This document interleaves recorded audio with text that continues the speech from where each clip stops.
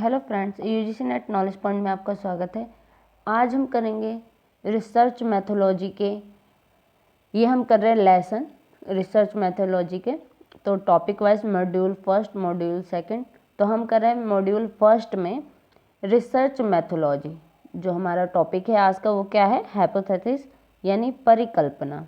आइए स्टार्ट करते हैं। चैनल पर नए हैं तो चैनल को जरूर सब्सक्राइब कीजिए, लाइक एंड शेयर कीजिए कि ज़्यादा से ज़्यादा लोग इसमें जुड़ सकें। तो आज हम करेंगे हाइपोथेसिस कि हाइपोथेसिस होता क्या है? किसी तथ्य को समझाने के लिए मान ली जाने वाली बात, अनुमान पर आधारित विचार या परिकल्पना। मीन्स किसी घटना की व्याख्या करने वाला कोई सुझाव या अलग अलग प्रतीत होने वाली बहुत सी घटना के आपसी संबंध की व्याख्या करने वाला कोई तर्कपूर्ण सुझाव परिकल्पना है।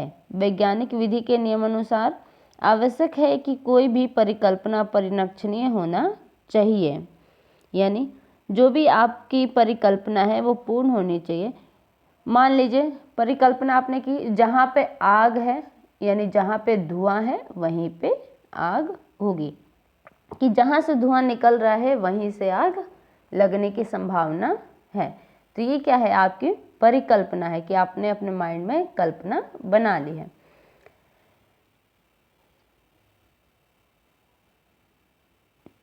When a researcher observes now fact and takes up a problem for analysis, he first has to start somewhere, and his point of starting is hypothesis. In other words, one has to proceed to formulate tentative solution. This purpose solution constitute the hypothesis. The collection of the fact यानी data will be faithful if they are either for or against this purpose solution. The tentative explanation or solutions are they vary basis for research process. तो क्या कह रहे हैं? जब एक शोधकर्ता ज्ञात तथ्यों का अवलोकन करता है और विश्लेषण के लिए एक समस्या लेता है तो उसे सबसे पहले क्या करना पड़ता है? कहीं से प्रारंभ करें, और प्रारंभ करने का एक बिंदु परिकल्पना है कि आप कहाँ से प्रारंभ कर रहे हैं, वही प्रारंभ करने की बिंदु क्या है? आपकी परिकल्पना है। दूसरे शब्दों में एक को आगे बढ़ाना होगा। अस्थायी समाधान तैयार करें, यह उद्देश्य समाधान परिकल्पना का गठन करते हैं। संग्रह तथ्य यानी डेटा उपयोगी होंगे यदि वे या तो इस प्रस्तावित समाधान के लिए या इसके खिलाफ अस्थायी स्पष्टीकरण या समाधान अनुसंधान प्रक्रिया का आधार है। परिकल्पना कब करनी है? तो when to how a hypothesis, परिकल्पना कब करनी है? तो hypotheses are not given to us ready-made, कि जो परिकल्पना है हमें रेडीमेड नहीं दी जाती। परिकल्पना क्या आपको रेडीमेड मिलेगी? नहीं। This is so specifically in social science, ये क्या है? यह विशेष रूप से सामाजिक विज्ञानों में है। Because there is not a system of highly developed theoretical order in many social study, okay, social science. तो इसलिए कई सामाजिक विज्ञानों में अत्यधिक विकसित सैद्धांतिक क्रम की व्यवस्था नहीं है। परिणाम स्वरूप कई सामाजिक विज्ञान शोधकर्ता शोध का एक बड़ा हिस्सा परिकल्पना के लिए समर्पित है। As a result, in the many social science research, a considerable portion of research is the developed for hypothesis making. So it should be remembered that research can begin only with a well formulated hypothesis. कि अतः यह याद रखना चाहिए कि शोध की शुरुआत अच्छी तरह से किए जाने से ही हो सकती है परिकल्पना। देन डेफिनेशन, परिभाषा क्या है?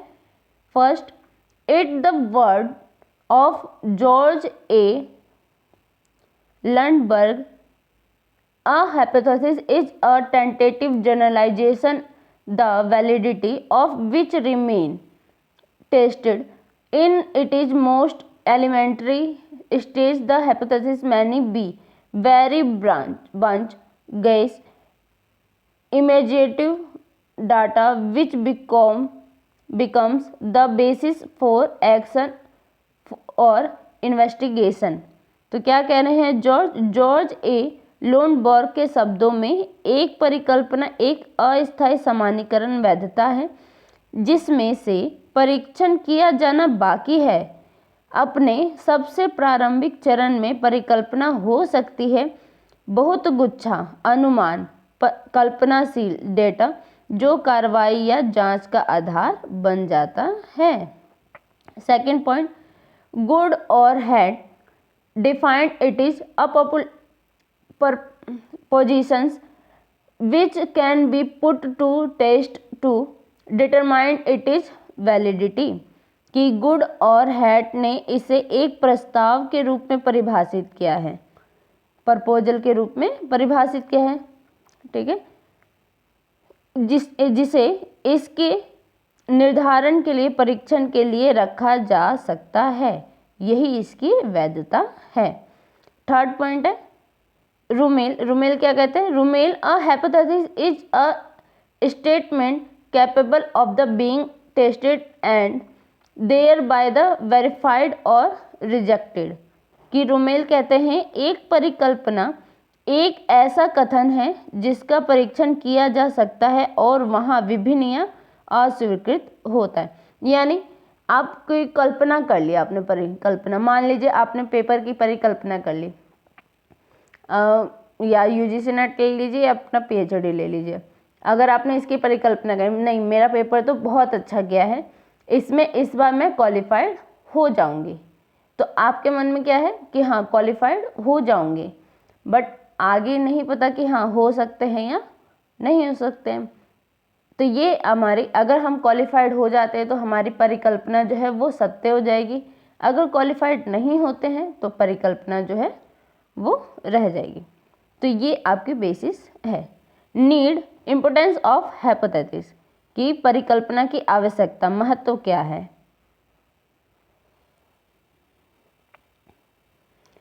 In all analytical and the experimental study, hypothesis should be set up in order to give a proper direction to them।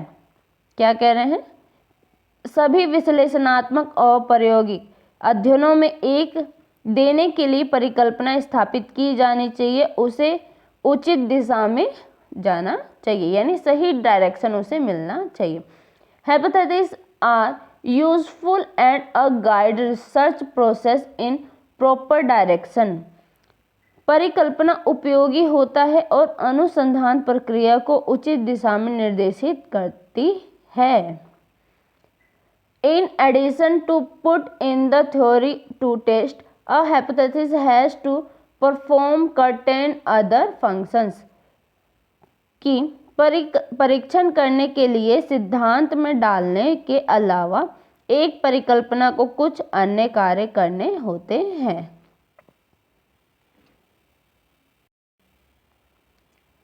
In many way it is a guiding print to research। कई मायनों में यह शोध के लिए एक मार्गदर्शक print है। यंग से formulation of hypothesis gives definite the point of inquiry, aids in establishing direction in which to proceed and help to delimited the field of inquiry। तो क्या कह रहे हैं, परिकल्पना, यंग कहते हैं परिकल्पना का निरूपण देता है जांच के बिंदु को निश्चित करना, उस दिशा को स्थापित करने में सहायता करता है जिसमें आगे बढ़ना है और परिसीमन करने में मदद करता है। ये क्या है, एक पूछताछ का क्षेत्र है, यानी इंक्वायरी फील्ड के रूप में कार्य करता है। तो the use of hypothesis prevent a build search and the indiscriminate gathering of data which may later prove irrelevant to the problem under study। क्या कह रहे हैं कि परिकल्पना का उपयोग अंधाधुंध खोज और डेटा के अंधाधुंध संग्रह को रोकता है, बाद में अध्ययन के तहत समस्या के लिए अप्रासंगिक साबित हो सकता है। In the data collection, hypotheses serve as the forerunner, यानी डेटा संग्रह की परिकल्पना अर्धदूत के रूप में कार्य करता है। A researcher on hypotheses can save a lot of time and keep the researcher from considerable amount of confession, यानी कंसेशन भी बोल सकते हैं, कन्फेशन। डेटा संग्रह में परिकल्पना अर्धदूत के रूप में कार्य करती है। परिकल्पना पर आधारित एक शोध बहुत समय से बचा सकता है और शोधकर्ता को इसे दूर रख कर सकता है। ठीक है, तो क्या कह रहे हैं कि जो भी है आप इसमें टाइम जो है, लॉट ऑफ टाइम आप सेव कर सकते हैं। Hypothesis is the helpful in directing the researcher to find out order among facts. Hypotheses have also contained practical values of society beside serving as a means for the seeking solution to various problems. They help in understanding the social phenomenon in the proper perspective. तथ्यों के बीच क्रम का पता लगाने के लिए परिकल्पना शोधकर्ता को निर्देशित करने में सहायक होती है। साधन के रूप में सेवा करने के अलावा परिकल्पना के समाज के लिए कुछ व्यवहारिक मूल्य भी हैं। विभिन्न समस्याओं के समाधान को तलाश में वे सामाजिक घटनाओं को समझने में मदद करते हैं। तो उचित दृष्टिकोण है ये। अब हम करेंगे सोर्स ऑफ हाइपोथेसिस, यानी परिकल्पना के क्या स्रोत हैं। तो hypothesis can be derived from various source. Various source से परिकल्पना विभिन्न स्रोतों से प्राप्त की जा सकती है। सबसे पहले है थ्योरी, यानी सिद्धांत। This is one of the main source of hypothesis. It is gives direction to research by the starting what is the now logical deduction from theory lead to new hypothesis। यानी यह परिकल्पना के मुख्य स्रोतों में से एक है। यह क्या है बताकर अनुसंधान को दिशा देता है। ज्ञात करना है सिद्धांत के तार्किक कटौती नई परिकल्पना की ओर ले जाती है।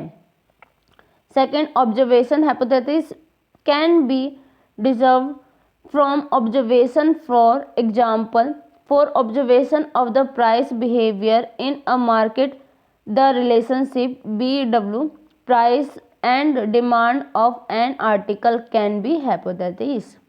यानी अवलोकन में परिकल्पना प्राप्त की जा सकती है। उदाहरण के लिए कीमत के अवलोकन से एक बाजार में व्यवहार, एक वस्तु की कीमत और मांग के बीच संबंध की परिकल्पना की जा सकती है। Third point, analogies are another source of hypothesis. Julian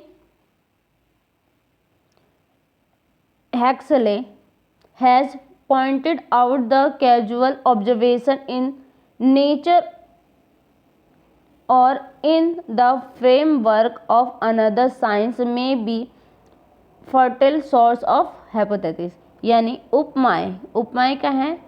उपमाएं परिकल्पना के अन्य स्रोत हैं। जूलियन हैक्सले ने उस कारण की ओर इशारा किया है प्रकृति में या किसी अन्य विज्ञान के ढांचे में अवलोकन परिकल्पना का एक उर्वरक स्रोत हो सकता है। Fourth, institution and the personal experience. अंतर्ज्ञान और व्यक्तिगत अनुभव। Institution and personal experience may also contribute to the formulation of hypotheses. Personal life and experience of the person determine their perception and conviction. These may in turn direct a person to certain hypotheses more quickly.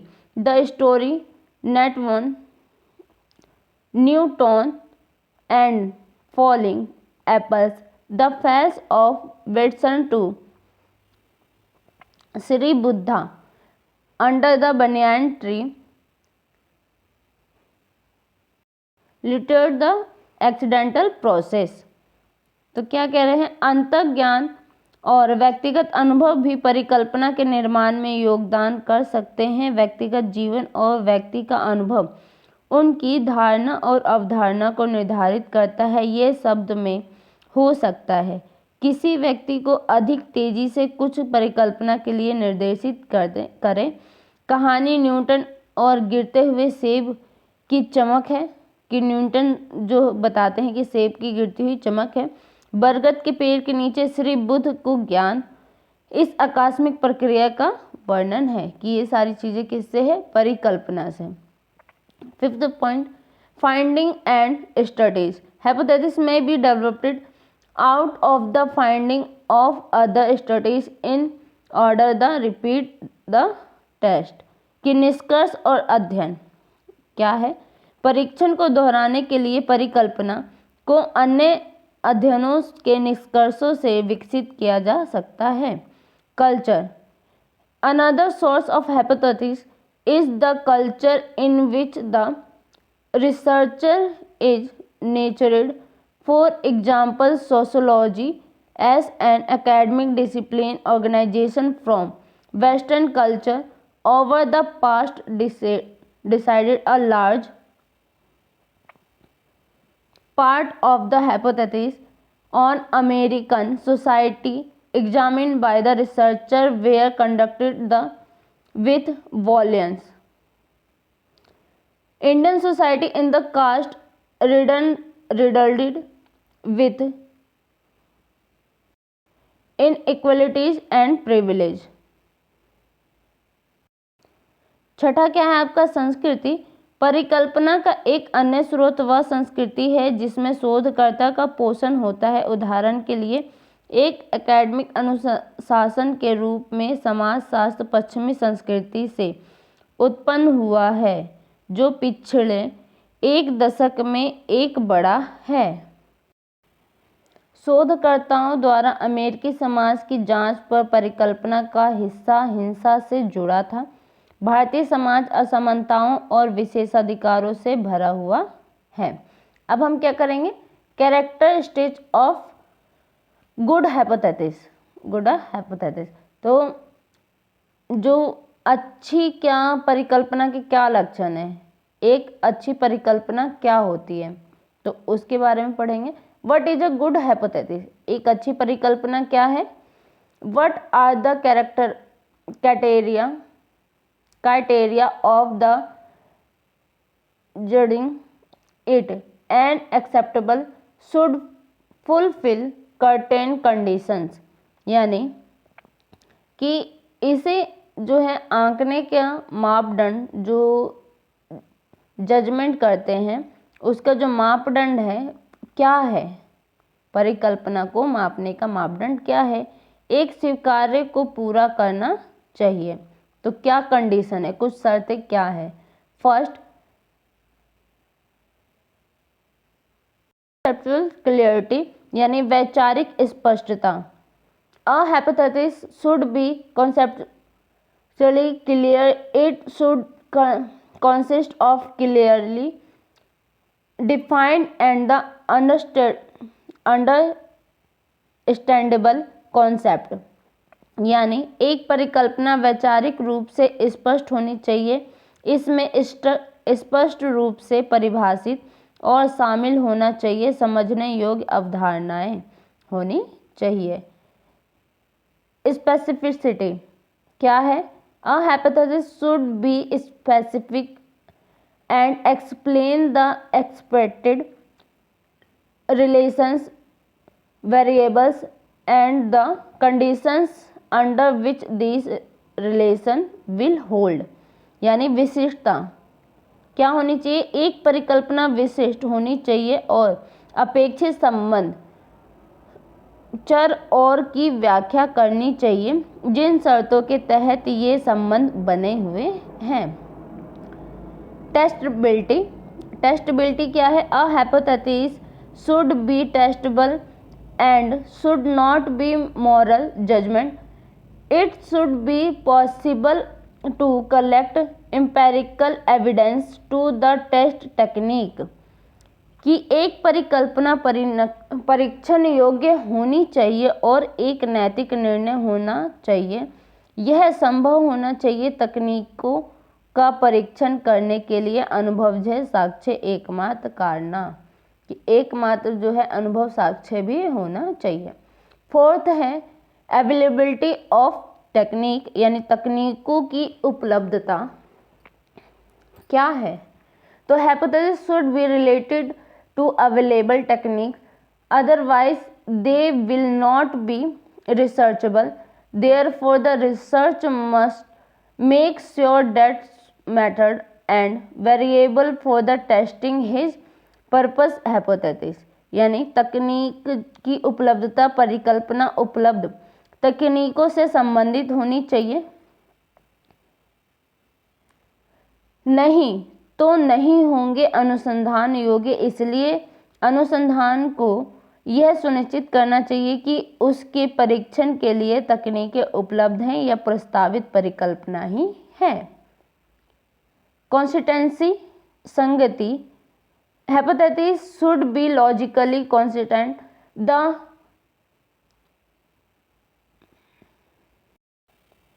Proposition divided should not B contradictory, यानी संगति क्या है, संगति परिकल्पना तार्किक रूप से सुसंगत होनी चाहिए, व्यक्तिगत प्रस्ताव नहीं होना चाहिए, यानी व्यक्ति के द्वारा उतना प्रस्ताव नहीं होना चाहिए और असंगत भी नहीं होना चाहिए।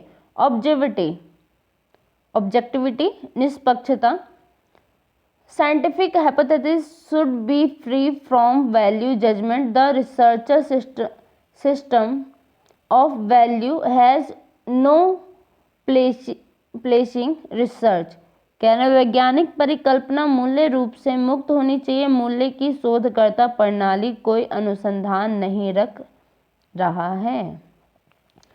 सिंप्लिसिटी क्या है, सादगी, सादगी क्या है, A hypothesis should be as simple as possible, जो परिकल्पना है यथासंभव सरल होनी चाहिए। Simplicity demand insight, यानी सरलता अंतर्दृष्टि की मांग करती है। The more insight the researcher has into a problem, the simpler will be his hypothesis type of hypothesis। Okay तो क्या कह रहे हैं कि अंतर्दृष्टि शोधकर्ता के पास एक समस्या है, इसकी परिकल्पना जितनी सरल होगी, कितनी सरल होगी, तो ये आपके हाइपोथेसिस के आपके टाइप्स हैं। पहला टाइप्स है डिस्क्रिप्टिव हाइपोथेसिस, यानी वर्णनात्मक परिकल्पना। These are proposition, they describe the characteristics of a variable. The variable may be an object, person, organization, situation or event. For example, the rate of the unemployment among art graduate in higher than that the commerce graduate। कि यह प्रस्ताव है, उन्होंने एक चर की विशेषता का वर्णन किया है, परिवर्तनशील हो सकता है, एक वस्तु, व्यक्ति, संगठन, स्थिति या घटना पूर्व के लिए कला के बीच में बेरोजगारी की दर स्नातक वाणिज्य स्नातकों की तुलना में अधिक है। रिलेशनल हाइपोथेसिस, संबंध परक परिकल्पना। These are proposition which describe the relationship two variable, the relation suggests many be positive or negative. For example, familiarity, the higher income spend more for recreation. Upper class people have more children than lower class people. ये एक प्रस्ताव है जो दो चरों के बीच संबंध का वर्णन करते हैं। संबंध सुझाव दिया है कि कई पूर्व के लिए सकारात्मक और नकारात्मक हो। उच्च आय वाले परिवारों के लिए अधिक खर्च किया मनोरंजन पे किया है उन्होंने, और उच्च वर्गों के लिए निम्न वर्ग के लोगों की तुलना में अधिक बच्चे भी हैं। So third point, casual hypothesis. Casual hypothesis क्या है? कारण परिकल्पना क्या है? Casual hypothesis state that the existence of or a change in one variable case for the leads to an effect on other variable. The first variable is called independent variable, later the dependent variable. Independent या dependent variable क्या है? आकस्मिक परिकल्पना बताती है कि एक चर का अस्तित्व या उसमें परिवर्तन लीड के लिए कारण बनता है। अन्य चर पर प्रभाव के लिए पहले चर को स्वतंत्र चर कहा जाता है, बाद में आश्रित चर भी कहा जाता है। कॉमन सेंस ऑफ हाइपोथेसिस, सामान्य ज्ञान परिकल्पना। These represent the common sense ideas, they state of existence of the empirical uniformity received thought day to day observation। एक सामान्य ज्ञान के विचारों का प्रतिनिधित्व करते हैं। वे अनुभवजन्य एक रूपताओं के अस्तित्व को बताते हैं, दिन प्रतिदिन के अवलोकनों के माध्यम से प्राप्त किया जाता है।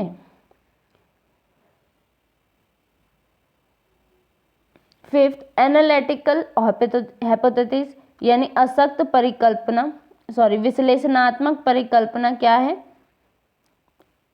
These are concerned with the relationship of the analytic variable. These hypotheses occurs and the higher level of abstraction।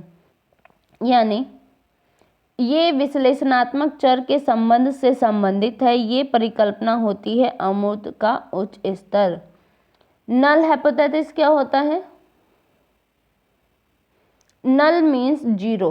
When a hypothesis is state negatively it is called null hypothesis. The object of his hypothesis to avoid the personal base of the investigator in the matter of the collection of data. A null hypothesis is used to collect additional support for new null hypothesis। यानी असक्त परिकल्पना क्या है? शून्य का अर्थ है शून्य। शून्य का क्या अर्थ होता है? शून्य। जब किसी परिकल्पना को नकारात्मक रूप से कहा जाता है, इसे शून्य परिकल्पना कहते हैं। इस परिकल्पना का उद्देश्य अन्वेषक के व्यक्तिगत पूर्वाग्रह से बचाना है। वसूली के मामले में आंकड़े का ज्ञात परिकल्पना के लिए अतिरिक्त समर्थन एकत्र करने के लिए एक असक्त परिकल्पना का उपयोग किया जाता है। False hypothesis 7 point, a hypothesis which be bound to B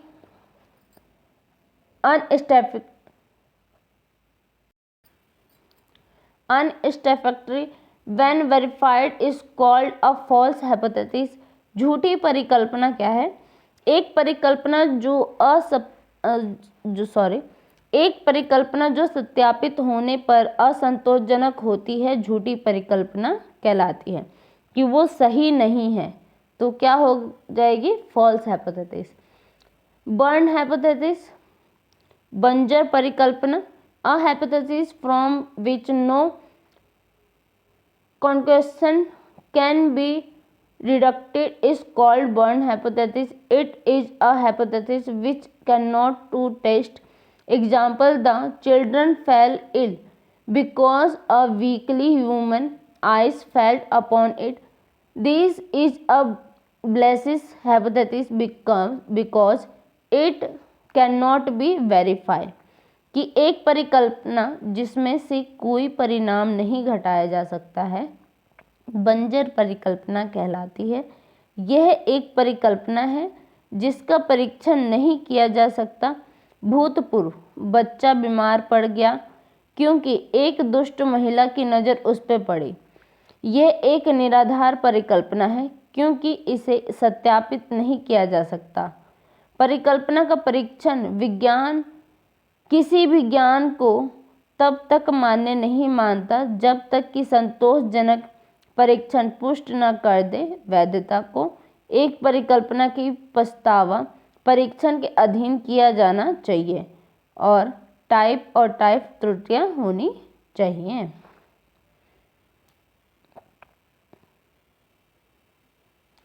testing of hypothesis.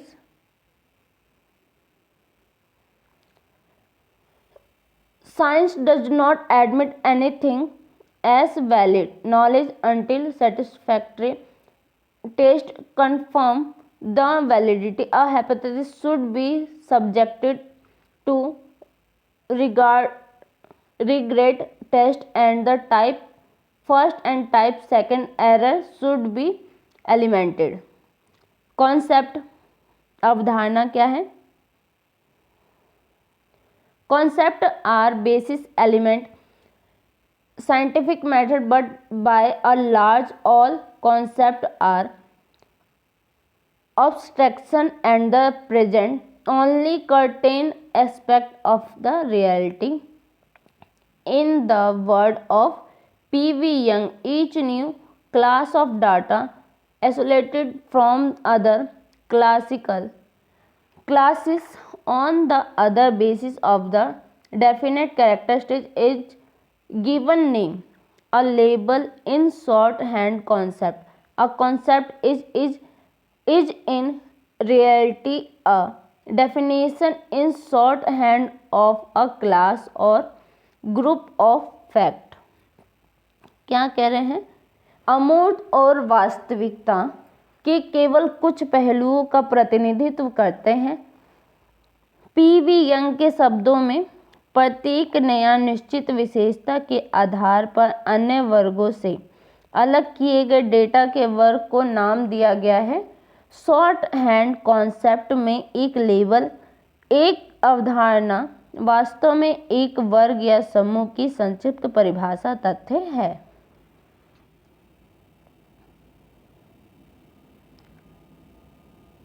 Category of concept.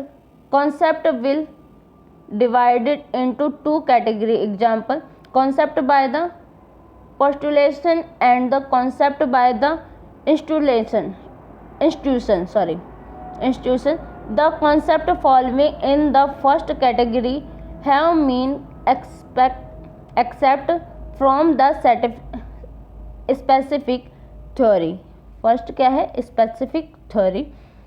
When these concepts are used in two different theories, these are communicate two different meaning, something even different and the opposite from each other.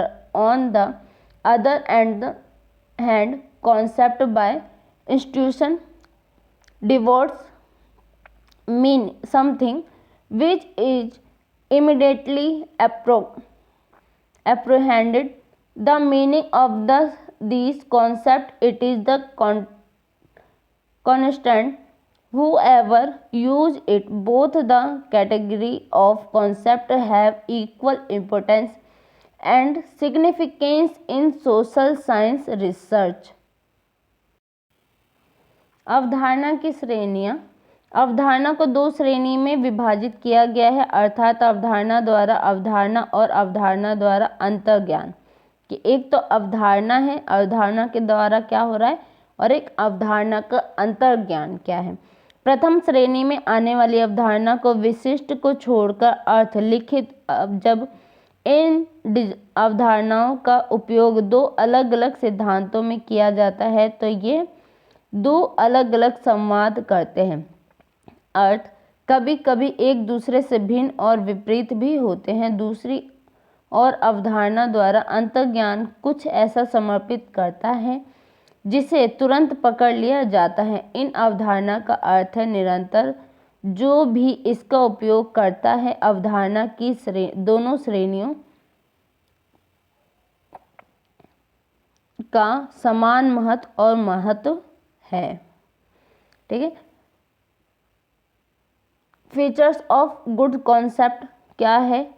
सामाजिक विज्ञान अनुसंधान की अच्छी अवधारणा और उसकी विशेषता क्या है? फर्स्ट,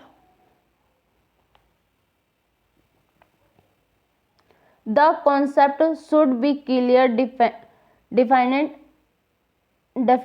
एंड द प्रीसेस, यानी अवधारणा स्पष्ट, निश्चित और सटीक होनी चाहिए। Second, the concept should be comprehensive and clear in फॉर्मेंस